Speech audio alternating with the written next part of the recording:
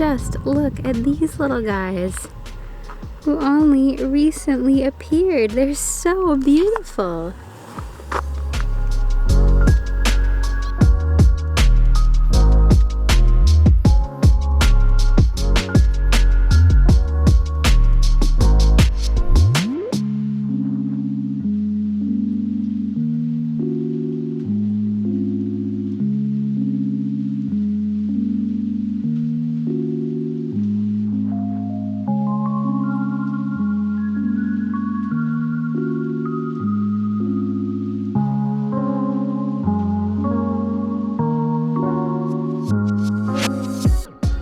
I decided to try a Mary Berry cooking recipe, cookie recipe. It looks pretty delicious, I have to say.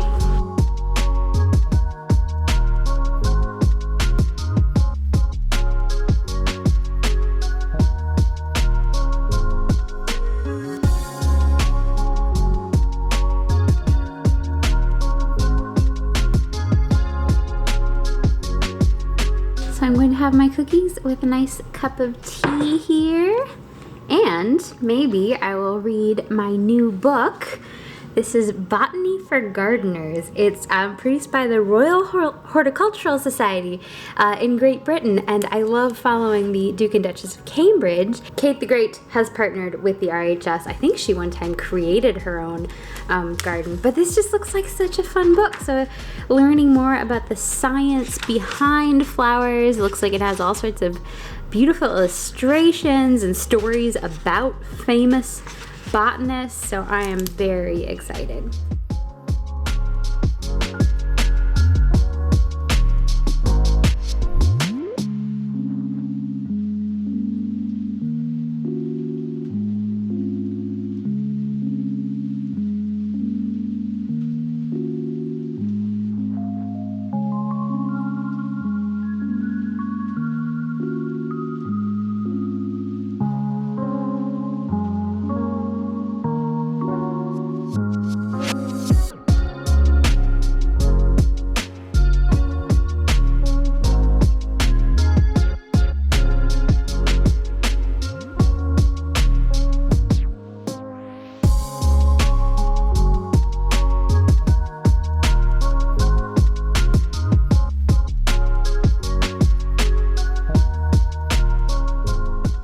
Why, hello there friends, it's Emma here, the Bookish Princess. I thought I would bring you out on my nice and lovely sunny porch to discuss some of the books that I've been reading lately. I also have here, just out of frame, a lovely pot of tea, so let's get to it. So I was looking at the calendar and realizing that it is somewhat alarmingly already like the 12th of May, and I don't really know where May has gone, where May has got to. I feel like I probably haven't been making quite as much progress in my reading as I would like. I have not yet picked up a new Shakespeare. I really enjoyed King John last month, so I'm trying to decide what to go to next. This weekend I'm planning to do a virtual tea party and discussion of A City of Bells, which we've been reading on my Discord group. We have such fun bookish discussions there. We also just watched Cinderella, the one from the 90s with Brandy, and it was so much fun. It's such a classic. If you want to join my Discord and haven't yet, you can just send me an email and I'll send you the link, or a DM on Instagram. Someone in Discord mentioned that there was a Gilbert and Sullivan reference, which actually I didn't even catch. But anyways, by now you guys will have already seen probably my City of Bells live stream. If you haven't seen it, I'll make sure I link it up above. It's been really fun rereading A City of Bells. The sun was warm on her back and she felt happy with an almost savage happiness. Something that she had heard grandfather quote slipped into her mind. I hold him happiest who, before going quickly whence he came, hath looked ungrieving on these majesties, the world-wide sun, the stars, waters, and clouds, and fire. Elizabeth Goudge does a pretty amazing job sprinkling poetry and classic authors into her works. In fact, Shakespeare, Byron, and Shelley feature very prominently in A City of Bells. I'm thinking of reading some Shelley now that I've read A City of Bells. I have a used copy that has been kicking around for a while that I've never really dived into. Last month I read The World of Elizabeth Goudge, which was about the author herself and where she grew up and where she lived throughout her life and all the different places and things that inspired her books. And I had forgotten that The Little Things make an appearance in A City of Bells. They are basically a collection of miniatures, like really beautifully worked tiny teapots and just little sculptures. And this book mentioned that Elizabeth Goudge actually owned a set of miniatures, and that is what inspired The Little Things. They only make a brief appearance in A City of Bells, but in A Scent of Water. They are much more woven into the plot. Hugh Anthony was deeply interested, for the workmanship of The Little Things presented all sorts of practical problems to his mind. But Henrietta was more than interested. She was uplifted. The thought of so much patience and skill poured out upon the making of things so tiny gave her a feeling of liberation. The sight of perfection was like a gate that let one out into freedom, and if one could make small things so lovely, then it seemed that one had not got to go very far or own very much to be free. Speaking of Elizabeth Goudge, I have been dipping into a book of comfort, which is one of the anthologies she put together. So speaking of her favorite quotes, liberally scattered throughout her writings, this is just her favorite quotes. This is a quote from Iris Murdoch, The Bell. I don't think I've read The Bell. I should obviously pick that up next. In this excerpt, the character Dora is at the National Gallery. She wandered a little, watching with compassion the poor visitors armed with guidebooks who were peering anxiously at the masterpieces. Dora did not need to peer. She could look, as one can at last when one knows a great thing very well, confronting it with a dignity which it has itself conferred. She felt that the pictures belonged to her, and reflected ruefully that they were about the only thing it did. Vaguely, consoled by the presence of something welcoming and responding in the place, her footsteps took her to various shrines at which she had worshipped so often before. Dora was always moved by the pictures. Today she was moved, but in a new way. She marveled with a kind of gratitude that they were all still here, and her heart was filled with love for the pictures, their authority, their marvelous generosity, their splendor. It occurred to her that here at last was something real and something perfect. Who had said that about perfection and reality being in the same place? Here was something which her consciousness could not wretchedly devour, and by making it part of her fantasy, make it worthless. The pictures were something real outside herself, which spoke to her kindly and yet in sovereign tones, something superior and good whose presence destroyed the trance-like solipsism of her earlier mood. When the world had seemed to be subjective, it had seemed to be without interest or value. But now there was something else in it after all. She says, to end, a few comic verses. In the city they sell and buy, and nobody ever asks them why. But since it contents them to buy and sell, God forgive them, they might as well. You cannot hope to bribe or twist, thank God the British journalist. But seeing what the man will do unbribed, there's no occasion to. That's pretty good. Humbert Wolf wrote that one. This makes me want to try to find copies of her other anthologies. I don't think they're in print. This one I found online a while ago. Yes, just a lovely thing to read here and enjoy all the green. I dipped into another favorite author this month, Dorothy Sayers. I bought these beautiful Hotter Books copies on Book Depository, and of course I had to break them in. Dorothy Sayers wrote the Lord Peter Whimsy mystery books. Lord Peter is kind of a mix between Bertie Wooster from P.G. Wodehouse. He even has a manservant Bunter, but also like obviously with the Sherlock Holmes element in there. The 4 books that feature Harriet Vane are my favorite. Lord Peter and Harriet Vane are the best. But there are lots of other books that don't have Harriet Vane, and The Unpleasantness at the Bologna Club. One of the members of the club has passed away, and it seems like someone at the club was probably in on it, so Lord Peter is trying to figure out who. I find you refreshing, Whimsy, said Fentiman languidly. You're not in the least witty, but you have a kind of obvious facetiousness which reminds me of the less exacting class of music hall. It's the self-defense of the first-class mind against the superior person, said Whimsy. I love Whimsy's wit and all of his fabulous conversations. He's talking about playing chess. No good at it. I like it, but I keep on thinking about the history of the various pieces and the picturesqueness of the moves, so I get beaten. I'm not a player. He's more of a connoisseur, it seems like. But Peter is definitely a connoisseur of all the good things in life. I will confess, I am not much of a fan of suspense in books or in movies. Like, I like to know the ending. I don't mind having it spoiled. In fact, I'll be honest, I was like maybe a third of the way through, and I did just kind of peek at the end to see how it was gonna go.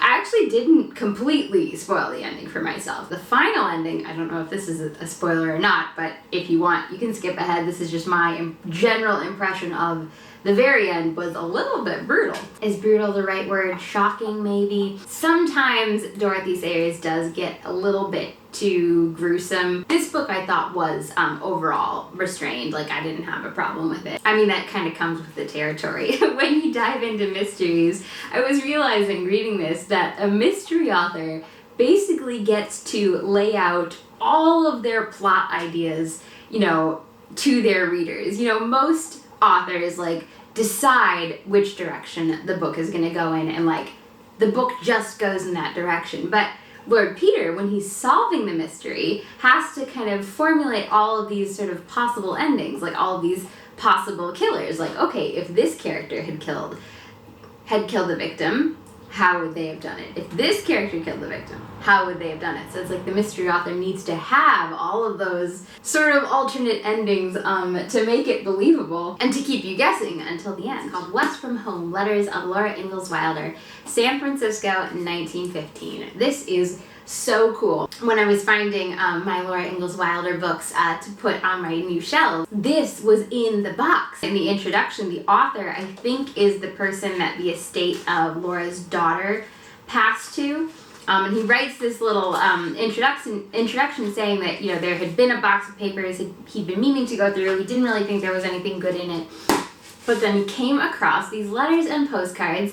The World's Fair was held in San Francisco in 1915, and Laura Ingalls Wilder's daughter, Rose Wilder Lane, was living in San Francisco. She worked there as a journalist. And it's so sweet. The first letter is from Rose asking Laura to come out and visit her. And she just obviously wants to see her so much and like is trying to make it easy for her and make it workable for her to come out. You can see San Francisco in the fair and meet my friends, and we can play together all the time that I'm not working. I've worked this job into a sort of movable feast so that I don't have to be in the office. You can go with me on lots of my outside work. I can arrange for you to have an airplane flight if you like, and we can eat in all the little interesting restaurants. Talking about rereading Farmer Boy earlier this year, I think I read out the quote of Almanzo's father giving him a lesson in sort of finances and like saving his pennies, and that is definitely a theme through all of the letters. Most of the letters are from Laura to Manly, who is her husband Almanzo, who's on the farm back in Missouri. This was, I believe, before she had written the Little House books, because you hear her talking about how she's hoping to make her writing more profitable, and she's getting some tips from Rose, and Rose is helping her kind of work out these stories, but she's also seeing the World's Fair. They have some great photos in here that look kind of spectacular. It seems like it was basically Disneyland there in San Francisco. This one, oh my gosh, is kind of incredible. Of course, World War I was going on, so you do hear references to that as well. Laura wishes that Manly could have come as well, so she really is trying to be his eyes and ears and give him a picture of all the things she sees. Her train trip out to San Francisco was kind of a headache, but there was one beautiful moment. I saw the sun rise in the desert as I lay in my berth, and it was lovely. The bare, perfectly bare Rocky Mountains in all kinds of heaps and piles, as though the winds had drifted them into heaps and they had turned to rock, were purple in the hollows and rose and gold and pink on the higher places. There were yellows and browns and grays, and the whole softly blended together. At the feet of the mountains lay the flat gray plain covered with sagebrush, with patches of sand and alkali showing. Such a desolate, dreary country, even though beautiful in its way. I loved her description of the ocean. She obviously loved, wading into the water. It is simply beyond words. The water is such a deep, wonderful blue, and the sound of the waves breaking on the beach and their whisper as they flow back is something to dream about. She mentions that they saw the Joa.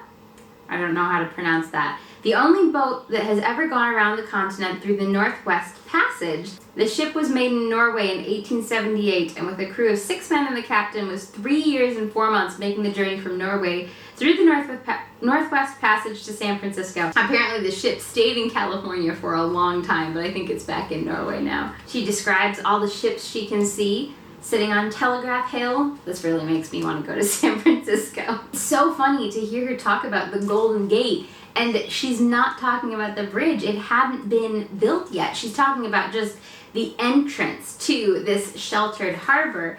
And I suppose the sun setting would turn the water gold and make that little passage look like a golden gate. I never thought about it before. You think of the Golden Gate as this iconic red bridge. You don't think about how the word gold is in the title. I like all of her descriptions of what she sees at the fair, but it's also just the descriptions of, San Francisco. I have had a trip on the bay out into the sunset. It was getting twilight when we took the boat back, and we went out and up the path of the moon on the waves. We counted 31 ships and small motorboats anchored in the harbor as we came away. It was a beautiful sight, and we stood out on the deck as close as we could get to the water all the way home. The lights at the exposition made it look like fairyland, and the lights of the city rising on the hills, row after row behind it, linked it all with the stars until one could not tell where the lights stopped and the stars began. Yes, I do have a couple more letters to go, but this has just been really fun. It's such a delight to have two lovely things because I love Laura Ingalls Wilder, so it's fun to read letters that she wrote and learn more about her life, but it's also fascinating to learn about the World's Fair, what San Francisco was like in 1915.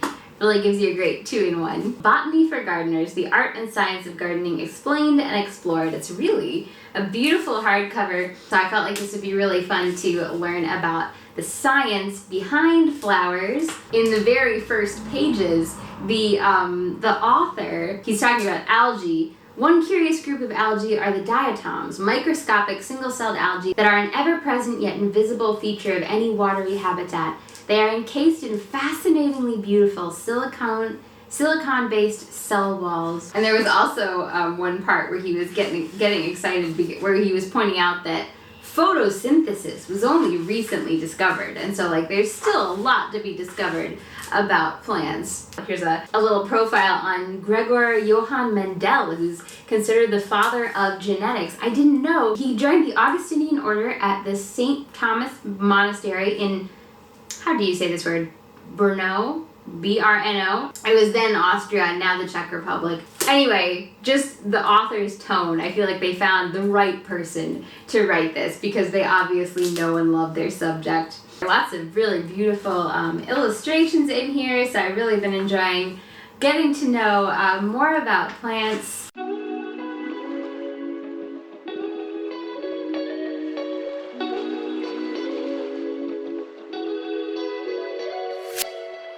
I don't think I've showed you guys my fire witch plant yet. Isn't that just the best name? Apparently it's also known as cheddar pinks. I don't know why, if that has any relation to the cheese or what.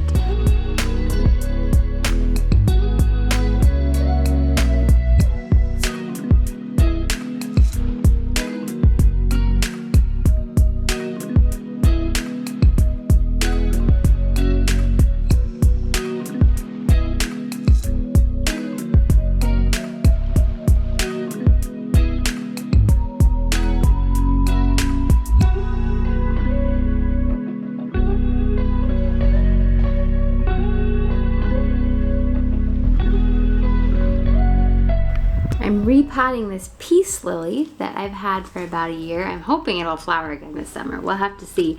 But look at how the roots, this root, where does it even start? This root goes all around the plant. I watched a video online and it said that what I can do is just kind of loosen them up, and now it'll have much more space to breathe in its new pot. I'm belatedly realizing I probably shouldn't have done this on the porch. I should have done it outside. And probably not in lilac trousers either. Although I didn't really get any dirt on them, so I'm okay.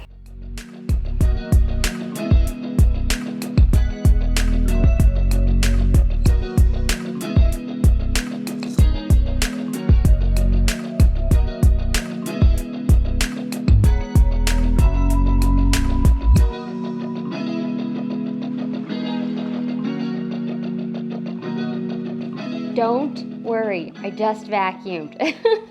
But I wanted to be able to lay this out and show it to you guys. My cousin Becky loves to make quilts. For years and years, she makes them for her siblings, for her nieces and nephews, and we're really close. You guys have seen Becky. I've introduced her to BTS, and she's been in some of my travel vlogs. One time I was joking, well, when are you gonna make me a quilt? And what I didn't know was that she had actually already started making me a quilt. How amazing is this bookish design? And then there are so many beautiful details. So does anyone know what this is? This is actually Padme Amidala's symbol, like the Naboo royalty symbol from Star Wars. The teacups are just gorgeous. I think she said this was the first fabric that she found. And what's this we have there? It's BTS.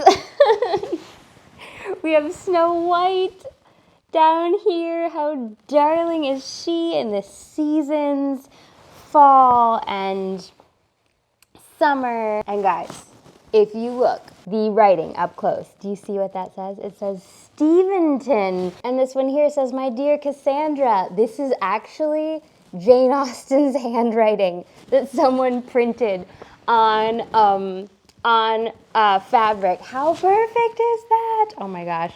It's kind of just extraordinary and so, so beautiful. My plan is to get something to mount it on this wall. Look, doesn't this sign also look like it was made for me? That one I just found at Target. But yeah, I think it'll look kind of perfect on that wall. If any of you guys have ever mounted quilts or have any suggestions, definitely let me know. It's just so beautiful.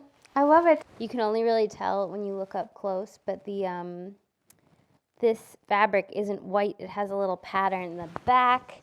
Is this beautiful yellow floral fabric.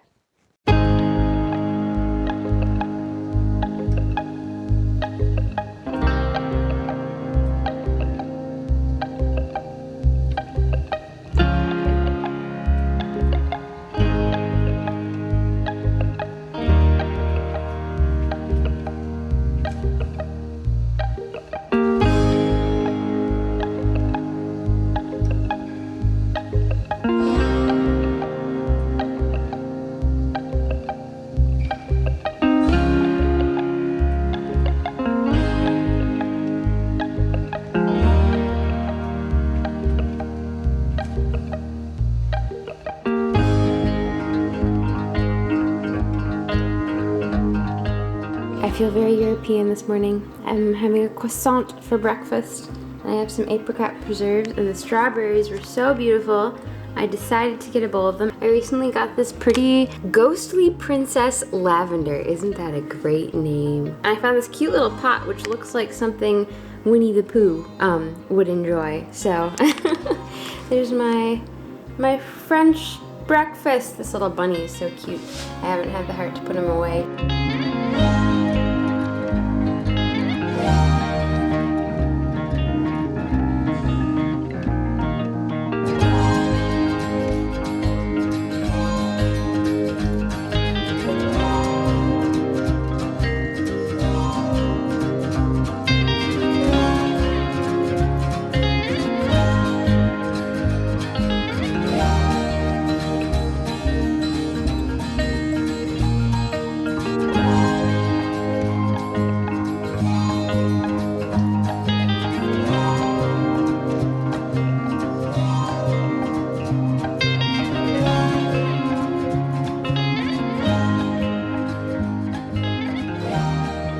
How is this for an idyllic Walden-like setting? I thought I would read you guys a few more quotes from Walden by Henry Thoreau. I did mention this in last month's reading vlog as well, but I have been going through it kind of slowly. It is nice because I feel like the quotations kind of sink in more and you get time to think about the ideas. I think Thoreau would very much approve of that way of reading. He's very much about living deliberately and, you know, soaking in all the good that's around you. He moves to Walden where he is at least a mile away from any other human being. He has this beautiful pond all to himself. He builds his own house. He cooks his own food. When he looks at society and culture around him, he sees people living very shallowly and he wants to live fully and deeply.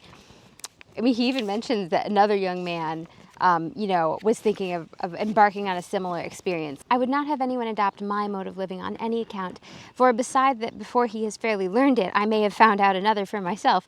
I desire that there may be as many different persons in the world as possible, but I would have each one be very careful to find out and pursue his own way, and not his father's or his mother's or his neighbor's instead. We're listening to the birds, and he describes the bird song all around his Walden cottage beautifully. I found myself suddenly neighbor to the birds, not by having imprisoned one, but by having caged myself near them. I was not only nearer to some of those which commonly frequent the garden and the orchard, but to those wilder and more thrilling songsters of the forest, which never or rarely serenade a villager.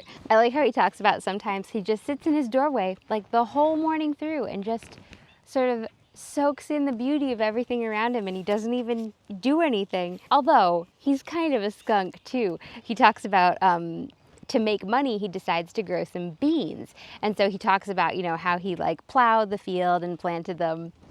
It turns out, though, the field didn't belong to him. And he says this perfectly honestly and says that it was the better for his squatting on it. But one of my favorite passages so far has been the chapter on reading. It's just such a beautiful synopsis of what is best in reading and why reading is magical and why read the classics, why read the great minds of the past. What are the classics but the noblest recorded thoughts of man?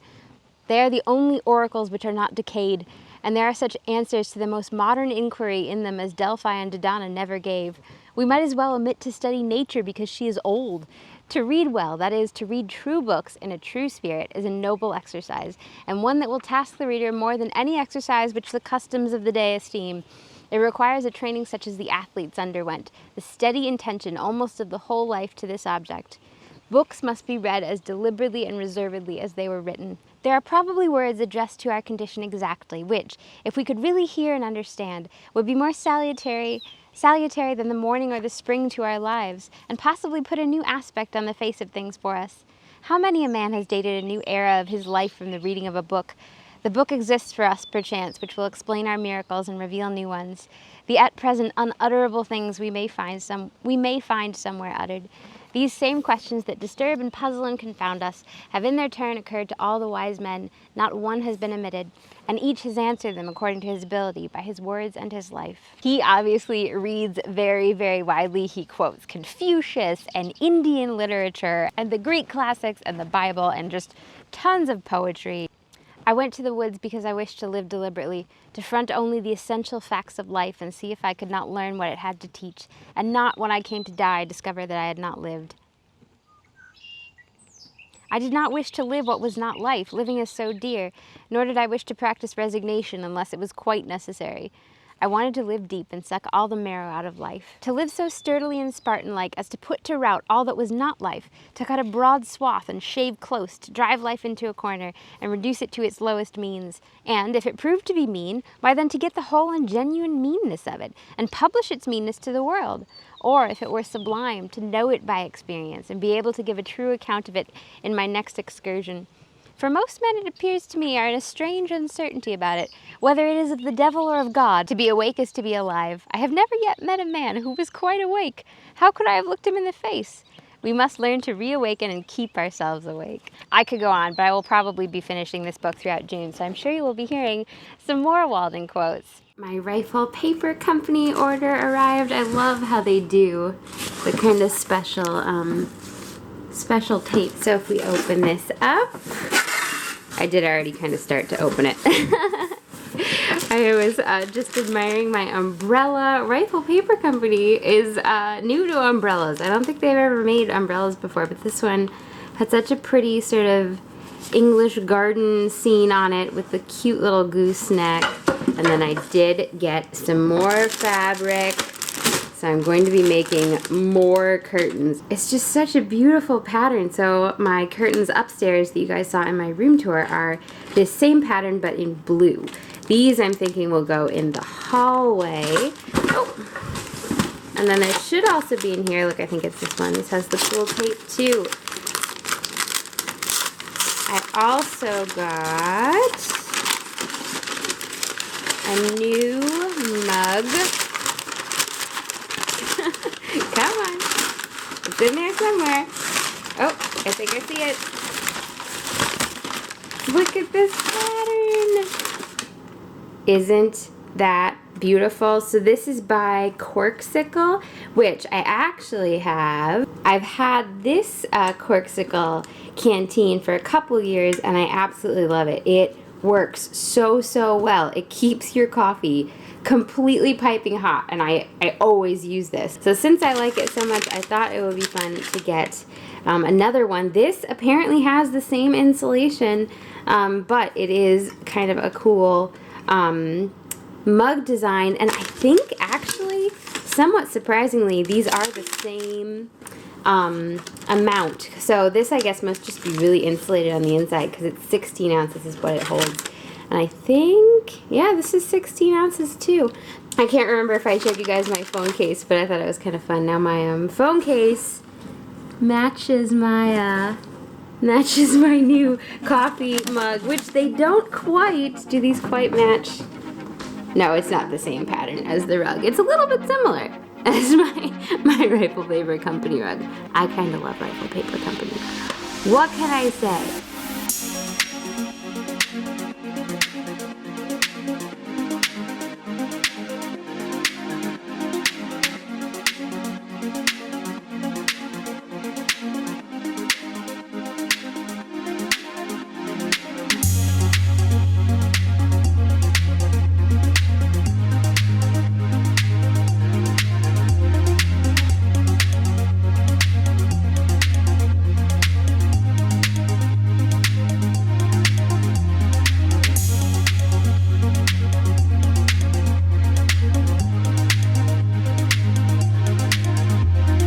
Welcome to Bookish Ironing.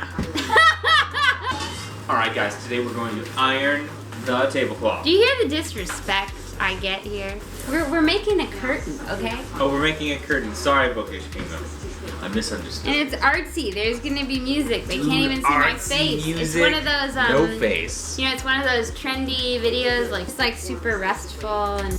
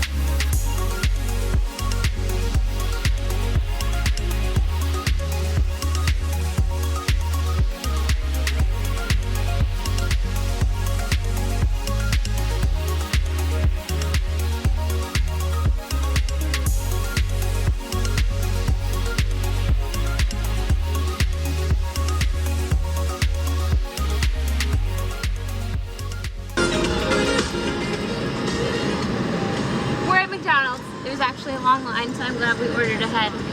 Everyone's here for the BTS meal. We were disappointed that they didn't include a dessert. This was a golden opportunity for them to have a sugar cookie. I mean, it's right there in the name. I know. It was It's so practically easy. handed to them. Look, I got these sunglasses recently. I haven't even taken off the tag yet. Inspired by gin Bam. and butter. Here it is. It smells deliciously McDonald's-y. Are you ready for this? Sadly, my BTS meal bag got grease on it, which means I'll just have to go back for another one. Our 10-piece chicken nuggets. Medium french fry. And then, the most exciting part, let's be honest, it's kind of a gimmick. You don't get a toy or a photo card or anything with the meal, but BTS are selling merch on their app, Weavers. And if you buy any of the McDonald's BTS merch, then you get a McDonald's BTS photo card, but they're not with the meal. But you do get these two special sauces, sweet chili and Cajun. And these are, I think, sauces from Korea.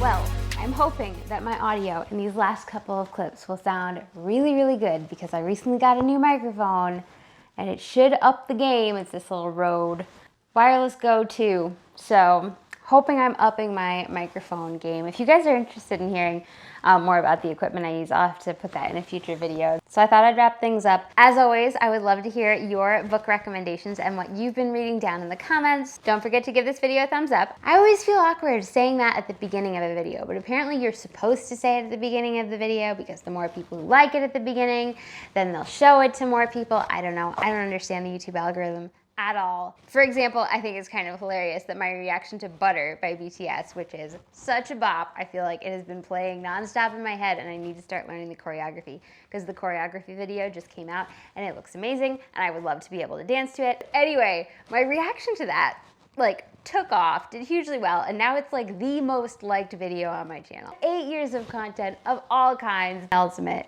is the Butter reaction, where I'm basically just dancing and smiling like crazy and not even talking. Hey, it's just the power of BTS. Anyway, to give you guys some quick last updates from my May reading vlog, I did finish Laura Ingalls Wilder's Letters. They were so charming. It was such a fun portrait of San Francisco.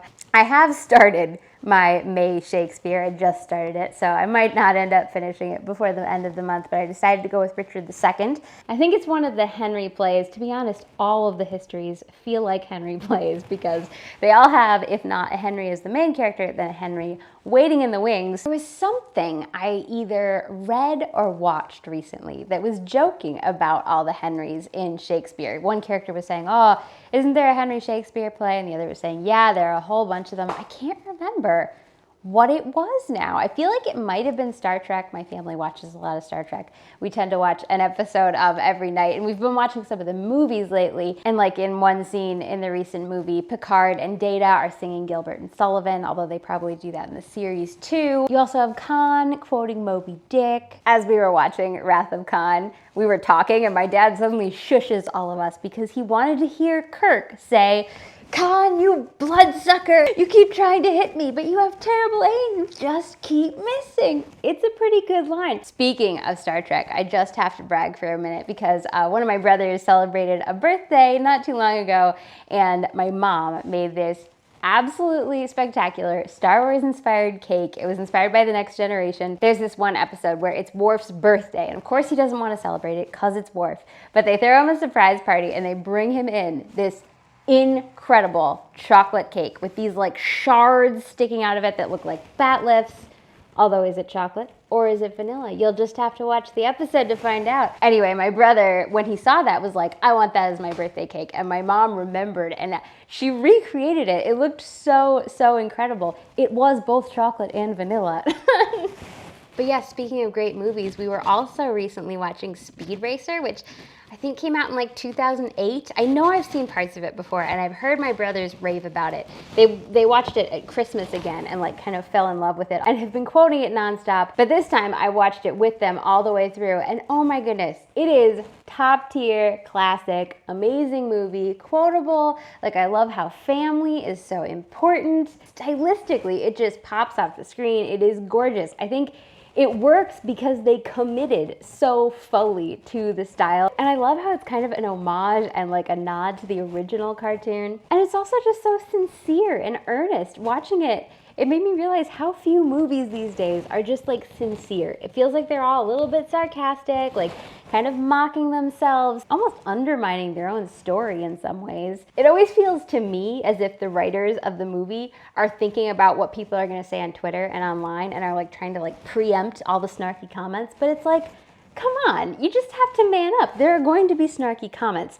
That shouldn't affect how you write your story because You should just write the good story, and people are gonna be snarky about it, and you're just gonna have to take it on the chin. See, I feel like there are going to be trolls and people who criticize you on the internet, whether you are a tiny YouTube channel with like no subscribers or a huge company with like millions of dollars to spend and hundreds of employees. No matter what, you're going to get criticism. And some of it's going to be valid. Some of it you're going to be able to take into account and make your creations better moving forward.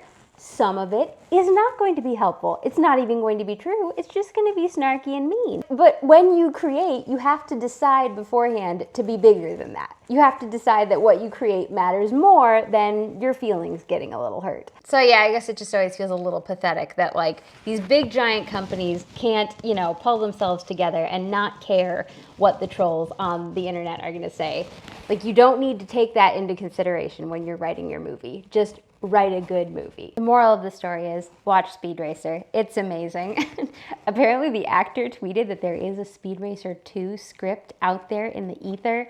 They should totally find that, unearth it, make it. I'm losing my light here. Should we just go outside? It's so nice outside. My lilacs are gone, very sadly. See, I feel like May is my favorite month of the spring because like it's just green enough. April is still kind of hesitant. It's not very green, but May, it's like everything is coming out, but there's still all these beautiful flowers. Gotta finish my Shakespeare. Gotta finish Walden. I have a bunch of new books that I'd like to start on too, but you'll have to stay tuned for June's reading blog to hear about those. I hope you're having a magical and a bookish day, and I'll talk to you guys again soon.